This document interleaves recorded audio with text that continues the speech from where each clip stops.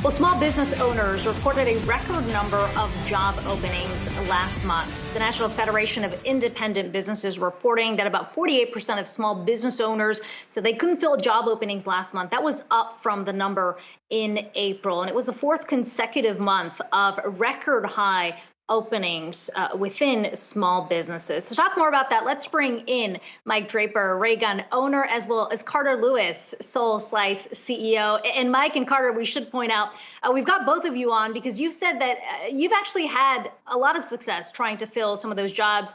Mike, you're in Des Moines, Karter over in Oakland. So Mike, let's start with you on what you have found about the marketplace as you look to fill about roughly a dozen openings.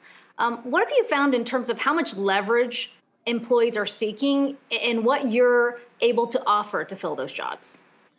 I think one thing we're able to offer is decently lit closets for doing Zoom calls. And no, that was a joke. We, I think, over the years have come up with a plan for employee retention that kind of takes a lot of things into account, not just pay, but kind of equity and how people are treated and what type of work environment it is. And it's not anything necessarily that we've had to update since the pandemic, but it's something that I think as people have looked out at, what they're going to do during the day and what kind of jobs they want to be in and what kind of work environment they'd like to be in, it's an approach to employee retention that probably makes sense for a lot of people now. Yeah, and Karter, I mean, we keep hearing from politicians the idea that maybe unemployment benefits are making it harder to bring back employees or hire new ones to fill the vacancies. I mean, how much of that are you maybe seeing, or maybe it boosting maybe the negotiating power that some of these workers have? How has it all played out in the real world? I think that's pretty much a talking point. In my opinion, I think we've seen the devastation the pandemic has had on the restaurant industry. And as a result, I think workers want better conditions, better opportunities. And so I don't think it's a matter of people wanting to stay home and stay on unemployment, but I think that the reckoning has come for the restaurant industry and people don't want to go back to the same. I think that's what it is mostly. And Karter, you've talked about how you've thought about the hiring process over the pandemic. You used to run several restaurants before. This time around, you're looking not necessarily to pay hourly wages, but have a fixed salary for employees. You've talked about making sure that employees are sort of paid more equally. Can you talk a bit about that evolution and what kind of response you've gotten as you've looked to hire? Well, really for me, for this venture, I just wanted to sort of take everything that I've learned over the last 35 years in restaurants. I've operated over like 8 restaurants, and really just put into play what folks have said, like, oh, we should do this, we should do that. The biggest piece is salary. I think a lot of operators leverage profit by not providing gainful employment to their employees. And so for this model, we decided, what if we put every single employee on salary?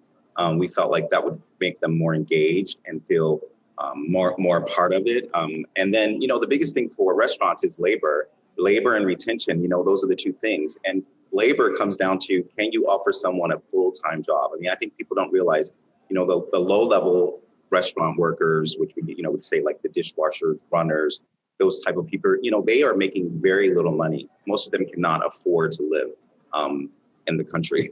And then you have the top tier managers, servers who are making a lot of money. Like, even the hierarchy is different. So we decided to take all that away. Everyone is paid the same rate at our company. It's only based upon your skill level, based on our assessment and what we want to do in our development of our employees.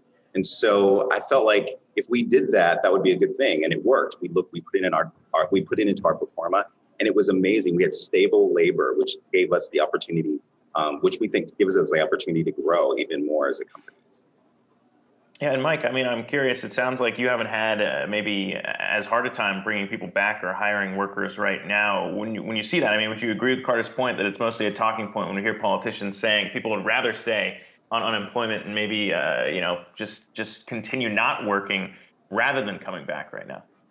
Yeah, that's not something that we've seen even when unemployment was at a higher rate per week. So again, it's always difficult for people to wrap their minds around any big complex issue, like employee treatment and work environment. It's a lot easier to say, oh, well, it's just this one issue. It's just pay or it's just unemployment, rather than everybody kind of holistically looking at, well, how is your scheduling handled? How is your sick pay handled? How is your actual flexibility? Things like that. We obviously have a lot of part-time staff who work in clothing stores. You know, they might be in college or in high school or just want a part-time job.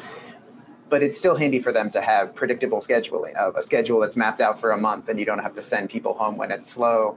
They can be able to rely on when they're going to be working and how much money is coming in. It's kind of that stability. But at the same time, you know, you have to take the time to cross-train employees and to have enough staffing so that if somebody needs to leave for a health or family emergency, somebody else can slide in. So it's not just rate of pay necessarily, because if somebody is making a little bit less, but there's enough staff to cover them if they have to leave, that's going to reduce, you know, one of these stressful pressure points. So there's no quick fix to it if you're, you know, a government or a business. And Mike, you've got a pretty good pulse on what's happening out in the Midwest, given that you operate in a number of markets, whether it's in Des Moines or Omaha or Chicago.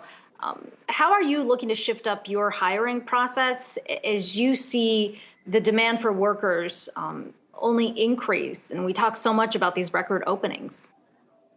We oftentimes don't even post our job openings publicly. We only post them internally, and then people who work here will let people they know, friends or family, know that we have a job opening. So we look at that as one indicator that the work environment here is pretty healthy, and that we're able to fill a lot of positions without having to, you know, really beat the streets and bring in a lot of people. But it is, you know, a lot of it does come down to employee retention. We don't have as much churn, so we don't have as many people to replace. So we don't need to do massive amounts of hiring because we don't have massive amounts of people leaving. Mike Draper, the owner of RAYGUN over in Des Moines, and Karter Lewis, CEO of Soul Slice in Oakland. It's great to talk to both of you today. Really appreciate you joining us today.